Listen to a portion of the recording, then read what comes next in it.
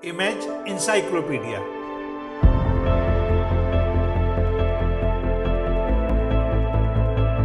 जानकारियों और जिज्ञासाओं की अद्भुत दुनिया। हेलो दोस्तों, अपने इस चैनल के हर वीडियो में हम आपको किसी एक विषय की विश्वसनीय तथ्यों के सहित पूर्ण जानकारी देंगे। ऐसी जानकारी जिसकी तलाश में स्कूल कॉलेज के छात्रों से लेकर सभी तरह के प्रतियोगी छात्र रहते हैं। हमारी ये वीडियो उन लोगों के लिए भी बहुत उपयोगी साबित होंगे जो जनरल नॉलेज में रुचि रखते हैं और कौन बनेगा करोड़पति जैसे कार्यक्रमों में हिस्सा लेकर सफल होना चाहते हैं। तो दोस्तों, आइए आज का वीडियो शुरू करते हैं। लेकिन उससे पहले आपसे एक अनुरोध कि अगर अब तक आपने हमारे इस चैनल को सब्सक्राइब नहीं किया है तो कृपया कर लें और हाँ, बेल आइकन का बटन दबाना ना भूलें, जिससे हर नया वीडियो सबसे पहले आपको मिले। विज्ञान ने भी माना सुनी जाती हैं प्रार्थनाएं। किसी मरीज के संबंध में जब डॉक्टर जवाब दे देते हैं तब उसके परिजनों के पास बस एक ही सहारा बचता है, प्रार्थना का। हम सब ने ऐसी कई कहानियां सुनी होंगी जिनमें बताया गया होता है कि फला मरीज को डॉक्टरों ने क्रिटिकल घोषित कर दिया था, मेडिकल साइंस ने हाथ खड़े कर दिए थे, विशेषज्ञों ने कहा था कि मरीज अब महज चंद घंटों या चंद दिनों का ही मेहमान है। लेकिन विज्ञान गलत साबित हुआ, विशेषज्ञ झूठे निकले, मरीज उसके बाद सालों तक जिया। लेकिन सुने गए इन तमाम किस्सों के साथ दिक्कत यह होती रही है कि मेडिकल विशेषज्ञ इन किस्सों को महज कपोल कल्पना ही मानते रहे हैं। कम ज्ञान या अज्ञानी होना ही ऐसे विश्वासों को ढोना समझा जाता रहा है। लेकिन विज्ञान और वैज्ञानिकों के इस लगातार नकार और उपेक्षा के बावजूद यह भी सच है कि आम लोग हमेशा से प्रार्थनाओं पर किसी पराशक्ति पर यकीन करते ही रहे हैं। भले बेहतरीन मेडिकल सुविधाएं हासिल की जा रही हों, पर साथ ही प्रार्थनाओं की डोज भी जरूरी समझी गई है। यह अकारण नहीं है कि जब बॉलीवुड के प्रसिद्ध अभिनेता अमिताभ बच्चन फिल्म कुली की शूटिंग के दौरान घायल होकर मरणासन्न स्थिति में पहुंच गए थे, तब उन्हें बेहतरीन चिकित्सा सुविधाएं तो मुहैया कराई गई ही, साथ ही मंदिर, मस्जिद, चर्च और गुरुद्वारों में लाखों लाख लोगों ने उनके लिए प्रार्थनाएं की थी ताकि वे जल्दी से जल्दी स्वस्थ हो सकें। अब के पहले अगर कहा जाता कि अमिताभ के बहुत नाजुक स्थिति से लौटकर स्वस्थ होने में दवाओं के साथ साथ इन दवाओं का भी योगदान रहा, तो शायद इस पर तथाकथित पढ़े लिखे तर्कवादी लोग यकीन नहीं करते।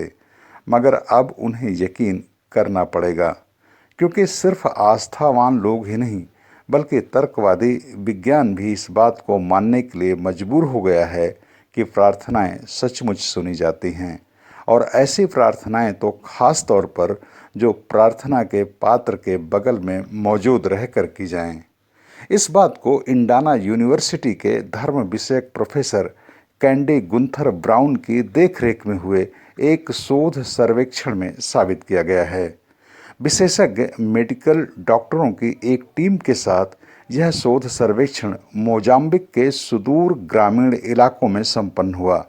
इस शोध के दौरान पाया गया कि उन मरीजों के मुकाबले जिनके लिए प्रार्थनाएं नहीं की गईं, उन मरीजों को दवाएं ज़्यादा कारगर साबित हुईं, या कहें कि दवाएं उन्हें ज़्यादा सूट किया जिनके लिए प्रार्थनाएं की गईं। खास तौर पर ऐसे मरीजों को जिनके बगल में मौजूद रहकर प्रार्थनाएं की गईं। गौरतलब है कि यह सर्वेक्षण एक ही किस्म और स्तर के मरीजों को दो अलग अलग हिस्सों में बांट कर किया गया। निष्कर्ष में पाया गया कि जिन मरीजों के लिए प्रार्थनाएं हुई उनकी तबीयत में तेजी से सुधार हुआ, जिनके लिए प्रार्थनाएं नहीं हुई उनमें सुधार की रफ्तार धीमी रही और कई मामलों में नकारात्मक भी रही। लेकिन विज्ञान ने भले इस बात को अब जाकर माना हो, पारंपरिक समाजों में, खास तौर पर भारत और चीन जैसे प्राचीन समाजों में तो हमेशा प्रार्थनाओं पर जबरदस्त भरोसा रहा है। जब विज्ञान ने प्रार्थनाओं की इस पराशक्ति की खिल्ली उड़ाई तो भी लोग चुपचाप इस विश्वास पर अपनी आस्था बनाए रखी कि प्रार्थनाएं सुनी जाती हैं। भले विज्ञान की तर्कशीलता के सामने प्रार्थनाओं की आस्था पर लोग खुलकर और दृढ़ता से खड़े न हो सके हों। प्रार्थनाएं तब से हैं जब से इंसान अपने अस्तित्व के लिए जूझना शुरू किया। प्रार्थनाएं तब से हैं जब से प्रकृति है, जब से फूल पौधे हैं, जब से इंसान में खुशनुमा एहसास है। प्रार्थनाओं का एहसास तभी से है, बल्कि उससे भी पहले से। हर धर्म प्रार्थना की सीख देता है। हर धर्म प्रार्थना को महत्वपूर्ण बताता है।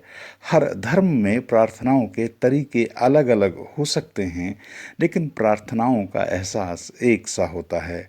आज के समय में प्रार्थनाएं आध्यात्मिक अभिव्यक्ति का सबसे सरल रूप हैं। पहले प्रार्थनाओं को गरीबों का अंधविश्वास, उनकी नासमझी और शैक्षिक ज्ञान के अभाव का बाई प्रोडक्ट समझा जाता था। यही कारण है कि पहले दुनिया में विकसित देश गरीब देशों के मुकाबले प्रार्थनाओं को कम तरजीह दिया करते थे। लेकिन हाल के इस शोध ने साबित किया है कि प्रार्थनाएं निरक्षरता और गरीबी का विस्तार नहीं हैं। ये सबके लिए उतनी ही फायदेमंद हैं जितनी किसी एक के लिए। यही कारण है कि आज अमीर हो या गरीब, पढ़ा लिखा हो या गैर पढ़ा लिखा, सभी प्रार्थना की पराशक्ति पर यकीन करते हैं। प्रार्थना करना हमारा आदिम स्वभाव भी है। प्राचीन काल में जब इंसान बहुत समझदार नहीं था और प्रकृति की छोटी छोटी गतिविधियों से घबराकर ईश्वर की प्रार्थना करने लग जाता था, तभी से हमारे मस्तिष्क की एक खास तौर पर कंडीशनिंग हो चुकी है कि मस्तिष्क से नास्तिक आदमी भी कभी न कभी हठात ईश्वर के प्रति आस्था व्यक्त कर देता है, या घबराहट के समय वह भी दूसरे लोगों की तरह किसी ईश्वर, किसी पराशक्ति को याद करने लगता है। इसे कोई भी विचारधारा, विज्ञान का कोई भी स्वभाव अथवा आचरण बदल नहीं सका। कहा जाता है कि सोवियत संघ के दिनों में जब वहाँ धर्म पर पाबंदी थी, तब भी खगोल वैज्ञानिक उपग्रहों के प्रक्षेपणों के दौरान दिल में उन प्रक्षेपणों की कामयाबी के लिए प्रार्थनाएं किया करते थे। हालांकि उन दिनों इसके खतरे थे। मालूम पड़ने पर इस हरकत के लिए उन्हें सजा दी जा सकती थी। बावजूद इसके वे वैज्ञानिक रिस्क लिया करते थे। प्रार्थनाओं को लेकर समय समय पर कई तरह के वैज्ञानिक शोध हुए हैं और इन सभी का साझा निष्कर्ष यह है कि कई बार प्रार्थनाएं वाकई चमत्कार करती हैं। अमेरिका में प्रार्थनाओं का लंबी उम्र में क्या योगदान है, इस विषय पर एक बृहद शोध हुआ है और इसके निष्कर्ष चौंकाने वाले रहे हैं।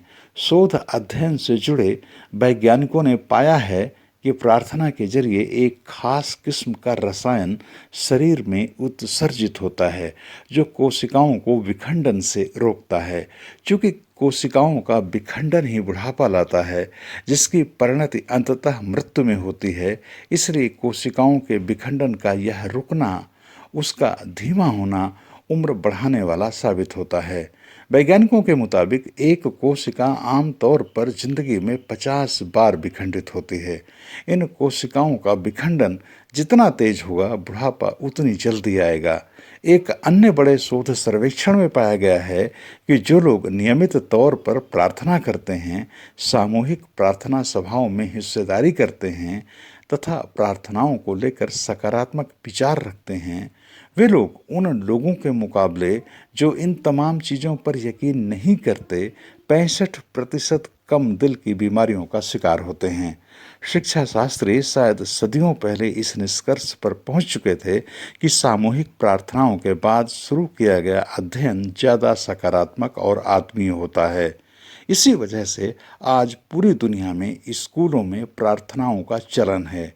विज्ञान कहता है कि दुनिया में कुछ भी विनष्ट नहीं होता, सिर्फ रूप बदलता है। इसलिए जब हम कोई शब्द बोलते हैं तो वह हमेशा हमेशा के लिए अजर अमर हो जाता है। वह ब्रह्मांड में घूमता रहता है। इसीलिए किसी मंदिर, किसी गुरुद्वारे, किसी गिरजाघर, किसी मस्जिद या पैगोडा में शांति महसूस होती है, क्योंकि इन जगहों पर हमेशा सद्विचार के उद्गार गूंजते रहते हैं। इन जगहों पर अक्सर लोग ईश्वर के प्रति श्रद्धा व्यक्त करते हैं, इसलिए सभी धार्मिक स्थलों में से शांति हासिल होती है। यह एक वैज्ञानिक सच्चाई है। प्रार्थना का कोई सार्वभौमिक रूप, आकार, शब्द या तरीका नहीं है। प्रार्थनाओं के लिए चेतना, अंतर चेतना भी बहुत जरूरी नहीं है। प्रार्थना के लिए सिर्फ दिल से ईमानदारी, सकारात्मक और सहज होने की जरूरत होती है। प्रार्थना को किसी निश्चित परिभाषा से नहीं बांधा जा सकता। फिर भी कहा जा सकता है कि प्रार्थना ईश्वर या किसी पराशक्ति के समक्ष समर्पण है। वैज्ञानिकों ने शोध में पाया है कि जिन घरों में सप्ताह में एक बार सामूहिक प्रार्थनाओं का चलन है, वहाँ उन घरों के मुकाबले झगड़े बहुत कम होते हैं जिन घरों में कभी प्रार्थनाएं नहीं होती। अपनी हर सुबह प्रार्थनाओं के साथ शुरू करने वाले गांधी जी मानते थे कि प्रार्थना के बाद शुरू किए गए किसी भी काम के पूरा होने की उम्मीद ज़्यादा होती है। शायद यह संयोग भर नहीं है कि सांस्कृतिक कार्यक्रमों की शुरुआत प्रार्थनाओं के बाद होती है, क्योंकि प्रार्थनाएं सफलता का मार्ग प्रशस्त करती हैं। प्रार्थनाओं का कोई निश्चित ढंग नहीं है।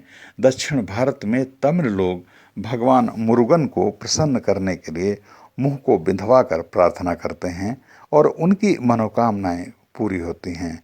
मुहर्रम के अवसर पर शिया मुसलमान अपने आप को यातनाएं देकर प्रार्थना करते हैं और उनकी प्रार्थनाएं पूरी होती हैं। मतलब यह कि प्रार्थना किसी निश्चित तरह की नहीं होती। हर देश, जाति, समुदाय अपनी अपनी तरह की प्रार्थनाएं करते हैं। दोस्तों, यह वीडियो आपको कैसा लगा, हमें कमेंट लिखकर ज़रूर बताएं। और अगर आप किसी खास विषय पर वीडियो देखना चाहते हैं तो यह भी हमें बताएं। हम उस विषय पर आपको ज़रूर वीडियो दिखाएंगे। इस वीडियो में शोध, आलेख और स्वर लोक मित्र गौतम का था।